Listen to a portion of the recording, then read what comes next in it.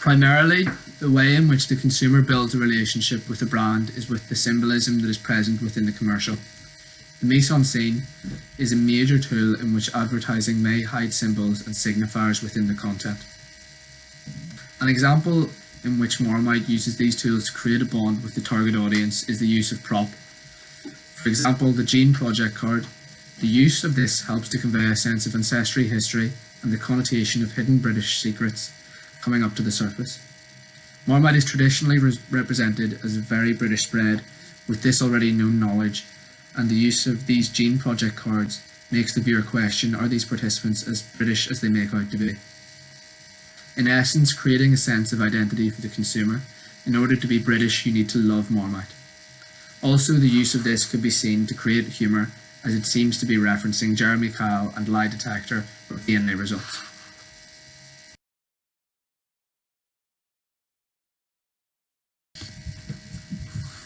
Another way in which the advert communicates identity to the demographic is the use of character. The use of multicultural families, which help the viewer to reflect on how Britain is today and our values on diversity. Furthermore, the use of the setting, which is repeatedly the kitchen, brings audiences into an intimate family space, which helps to convey familiarity and togetherness. Moreover, the commercial reinforces the idea of what is British and the idea that if you do not like Marmite, then you have let the nation down. This is reflected in the elderly couple with the use of language such as, "Oh my goodness, I am so stupid," "I prefer jam," and "Have you ever done it here, in this house, on this table?" depicting a humorous link to adultery.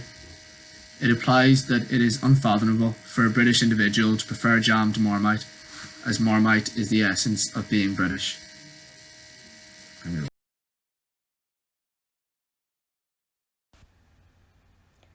As established in the previous slide, the mise en scène is the foundation to a brand like Marmite. It embeds messages and ideas to heighten brand identity and form a relationship with the consumer's identity. These messages and ideas are the brand's ideology. Ideology can be defined as a dominant way of thinking about society, a way in which society can structure power relationships. Karl Marx and Friedrich Engels explain ideology to be a process accomplished by the so-called thinker, consciously, indeed, but with a false consciousness. The real motives impelling him remain unknown to him, otherwise it would not be an ideological process at all. We have also recognised that the predominant ideology within the Marmite advert is what it means to be British. For example, multiculturalism, diversity and family. Also, the message that the brand wants to push is to be a lover, as if you're a hater, your secret will eventually come out and make you feel embarrassed for not choosing Marmite. But this begs the question, how does the ideology of the commercial help to bridge the relationship between the consumer and their identity?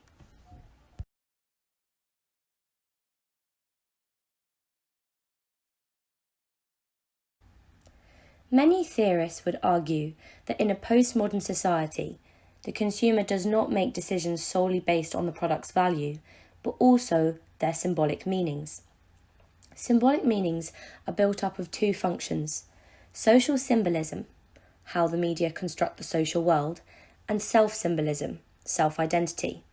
In other words, the consumer of Marmite, because it's a household brand and a very British product, but also because of the sense of family and solidarity that the commercial would make the consumer feel. McCracken, Mick and Klaus Berl argue that advertising is one of the most used tools of symbolic communication. They argue that brands that transfer these cultural meanings transfer them in order to maintain and construct identity. A way in which we could apply this to the Marmite commercial is the key messages of diversity. For instance, the use of families from different family types, races, and sexual orientations. Transmitting messages like this could help to reinforce the fact that within today's society, racism and ignorance should be intolerable. Also, this could entice a wider audience to try Marmite as they empathise with the characters, respect the brand's values and ideas, and therefore are happy to support and indulge in the product.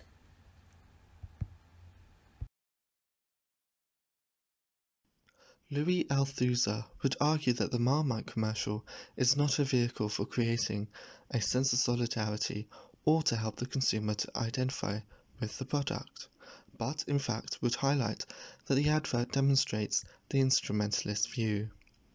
Althusser would instead argue that the brand Marmite is just simply using tools like ideology for social control and to reproduce capitalism, as well as reinforcing the ruling class mentality.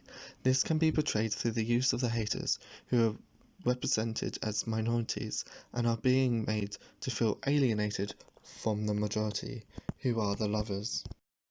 In addition, theorists like postmodernists also suggest that we have free will and choice when it comes to buying products, or how we identify with brands and their commercials.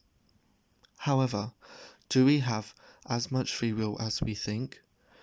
Can we freely buy Marmite if the purpose of the advert is to tap into our feelings and make us feel guilty for not liking the product?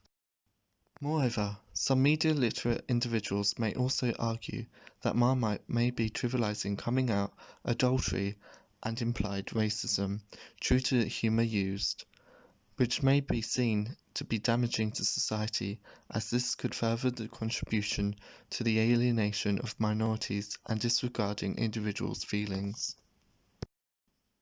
Furthermore, traditional ruling class values are transmitted through the use of the haters who are being made to change their beliefs and to conform. Althusser would say that Marmite does not want us to feel a sense of togetherness or to help us ask questions on diversity, but in fact to trick us into buying the product and make the rich richer.